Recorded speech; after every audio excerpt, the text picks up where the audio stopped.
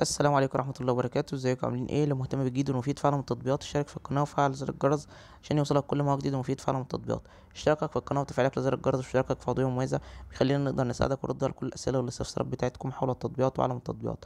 عايزين تعرفوا التطبيق ده بيعمل ايه، التطبيق ده فايدته ايه، التطبيق ده بيشتغل ازاي، التطبيق ده حقيقي، التطبيق ده فيه ميزة معينة بتدوروا عليها مش قادرين توصلوا لها وعارفين ان الميزة دي موجودة في التطبيق. كل ده بنقدر نعرفه لكم من خلال الفيديو، شرح مفصل ومبسط للتطبيق، مميزاته وعيوبه وازاي بيشتغل وازاي بتشارك عليه وازاي بتلغي الاشتراك وكل حاجة عن التطبيق.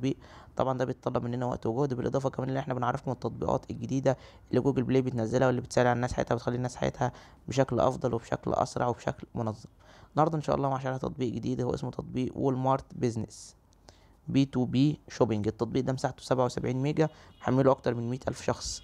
التطبيق ده تطبيق خاص باي شخص عنده شركه، عنده مكتب، عنده عمال، عنده موظفين.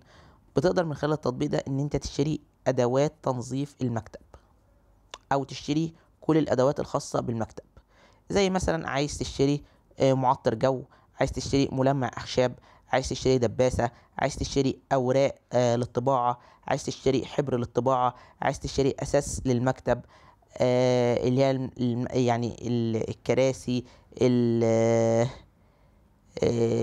الاباجورات اللي بتحط على المكتب، عايز تشتري اقلام، عايز تشتري فايلات عشان تحط فيها الورق. كل الحاجات دي بتقدر ان انت تلاقيها على التطبيق.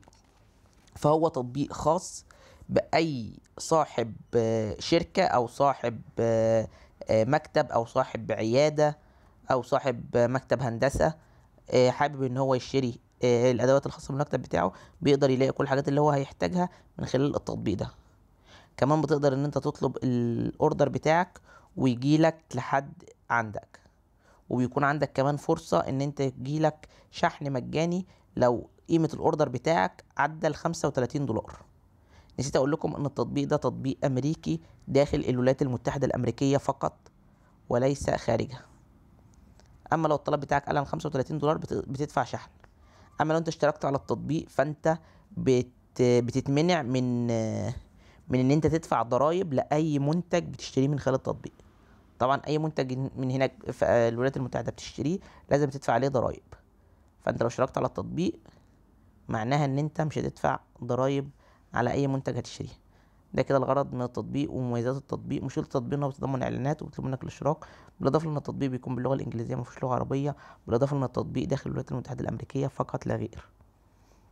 بس كده يعتبر ابسط شرح بالنسبه للمميزات والعيوب. لو عجبك شرح التطبيق يا ريت تدوس لايك للفيديو. لو عايز شرح تطبيق معين يا ريت تسيب لي في الكومنت.